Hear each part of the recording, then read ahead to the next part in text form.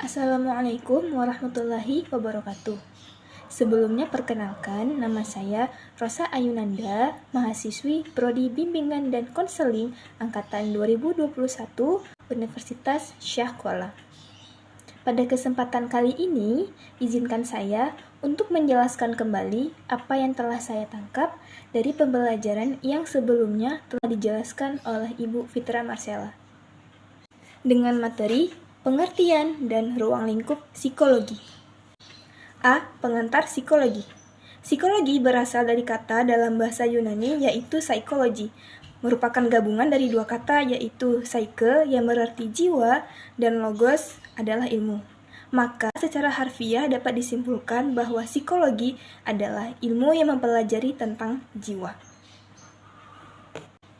Namun, istilah jiwa masih sulit didefinisikan karena jiwa merupakan objek yang bersifat abstrak. Psikologi sebagai ilmu pengetahuan harus memiliki sifat seperti ilmu pengetahuan yang lainnya, yaitu objek tertentu, metode penelitian tertentu, dan hasil pendekatan yang sistematik. Psikologi terbagi menjadi 3. Yang pertama ada azas pembahasan, di dalamnya terdapat strukturalisme, fungsionalisme, behaviorisme, psikologi dalam, psikologi humanistik, psikologi gestalt, dan lain-lain. Yang kedua, bidang yang dibahas, di dalamnya termasuk yaitu ada psikologi umum dan psikologi khusus. Di dalam psikologi khusus, terbagi lagi menjadi psikologi kepribadian, sosial, pendidikan, agama, dan lain-lain. Dan yang ketiga adalah tujuan pengembangan, di dalamnya terdapat teoritis dan terapan. B. Sejarah perkembangan psikologi. 1. Psikologi masih menjadi ilmu filsafat, yaitu di abad ke-18, di mana itu masa Yunani kuno sampai masa Renaissance. 2.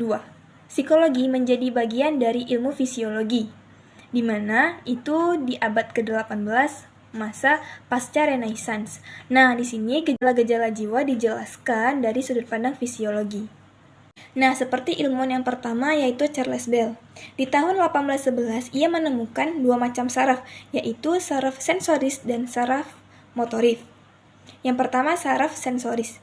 Itu berguna untuk pembawa rangsang dari reseptor ke susunan saraf pusat, sedangkan saraf motoris berguna pembawa perintah dari otak ke efektor. Nah, ilmuwan kedua bernama Francois Magendie.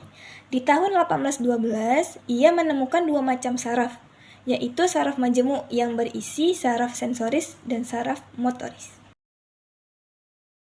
3. Psikologi menjadi ilmu yang berdiri sendiri di tahun 1879, yaitu di akhir abad ke-19. Nah, di tahun 1879, Wilhelm Wundt, seorang ilmuwan, ia mendirikan sebuah laboratorium psikologi di Leipzig, Jerman. Laboratorium ini juga dijadikan laboratorium psikologi yang pertama. Wundt juga mengatakan bahwa objek psikologi adalah fenomena-fenomena kejiwaan yang berupa tingkah laku manusia.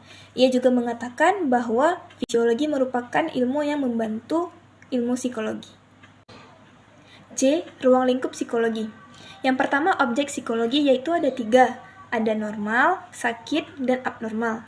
Sedangkan ruang lingkup psikologi adalah segala macam gejala jiwa, baik itu kognitif afektif, psikomotor, maupun campuran. Nah, yang terakhir adalah fungsi psikologi. Fungsi psikologi yang pertama adalah deskriptif, yaitu menggambarkan objek formalnya secara lengkap, benar, dan jelas. Fungsi yang kedua adalah prediktif, yaitu memperkirakan apa yang akan terjadi di masa depan yang berhubungan dengan perilaku manusia. Dan yang terakhir, fungsi yang ketiga adalah fungsi pengendalian. Nah, di sini psikologi mengarahkan kepada perilaku-perilaku manusia yang boleh dilakukan dan menghindari hal-hal yang tidak boleh dilakukan. Baiklah, mungkin ini saja yang dapat saya sampaikan. Apabila ada kesalahan kata, saya mohon maaf. Sekian, terima kasih. Wassalamualaikum warahmatullahi wabarakatuh.